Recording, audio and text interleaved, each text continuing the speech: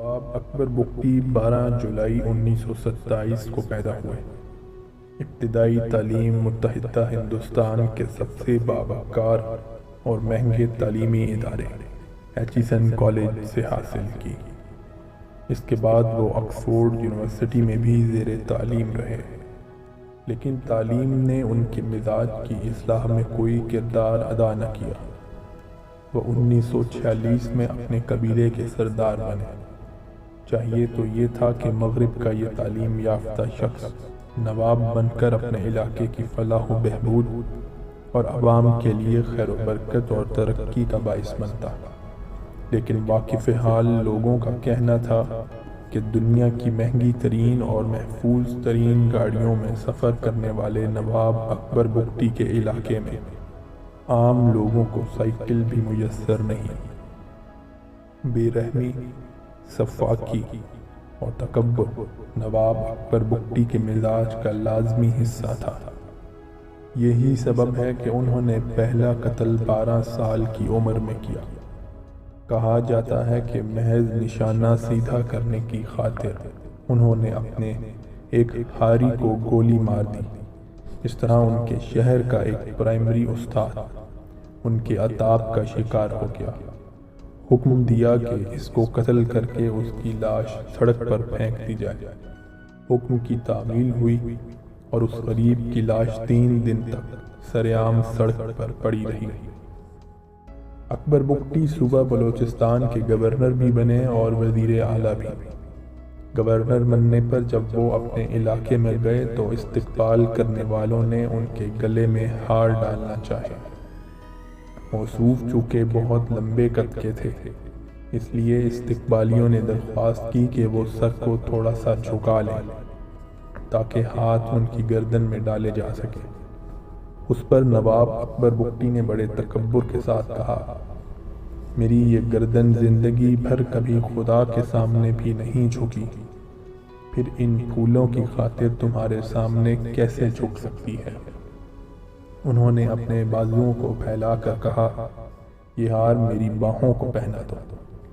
اکبر بگٹی کو اسلام اور پیغمبر اسلام سے جو بغض تھا اس کا اندازہ نوائے وقت کی ایک خبر سے ہو سکتا ہے، جس کے مطابق اقلیتی رکن اسمبلی MP بھنڈارا نے ایک نجی ٹیلی ویژن پروگرام میں بتایا کہ اکبر بگٹی ملعون سلمان رشدی کے بہت شیدائی تھے، خود بھی اس کی کتابیں شوق سے پڑھتے تھے اور مجھے بھی پڑھنے کے لیے دیتے تھے۔ ایک انگریز صحافی نے 1980 کی دہائی میں انٹرویو کیا تھا، جس میں اس نے سوال کیا کہ آپ اب تک کتنے لوگوں کو ہلاک کر چکے ہیں؟ انہوں نے جواب دیا، میں گنتی بھول گیا ہوں۔ ایک اور سوال کے جواب میں انہوں نے کہا، ہم قتل اس لیے کرتے ہیں کیونکہ ہمیں کوئی اور کام آتا ہی نہیں۔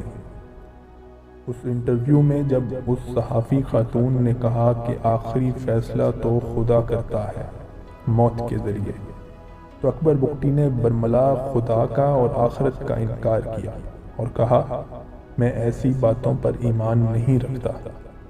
ان کے الفاظ تھے، موت اور موت کے بعد کیا ہے؟ زمین ہے، کیڑے مکوڑے ہیں، موت کے بعد دوبارہ زندہ ہونے کا تصور ہی غلط ہے۔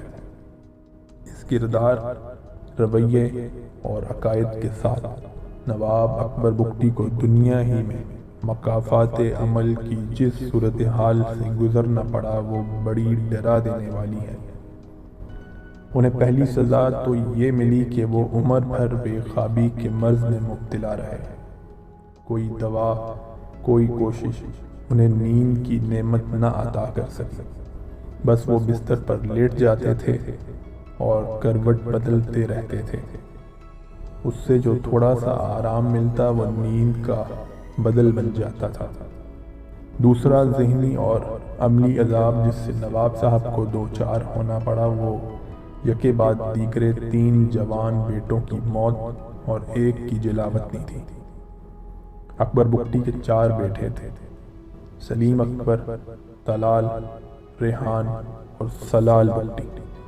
ان میں سے سلیم اکبر عین جوانی میں مر گیا۔ طلال نے نواب صاحب کے ہندو مینیجر کو مارا پیٹا اور اس سے 3 لاکھ روپے کی رقم چھین لی۔ ہندو مینیجر قبائلی روایات کے مطابق اپنا گریبان پھاڑ کر نواب صاحب کے سامنے پیش ہوا تو نواب نے طلال کو حکم دیا کہ کل 10 بجے تک اپنا سب کچھ لے کر ڈیرہ بگٹی سے نکل جاؤ اور پھر کبھی واپس نہ آنا، ورنہ قتل کرا دوں گا۔ اور واقعی وہاں سے نکل گیا اور باپ کی موت کے بعد ہی واپس جا سکا۔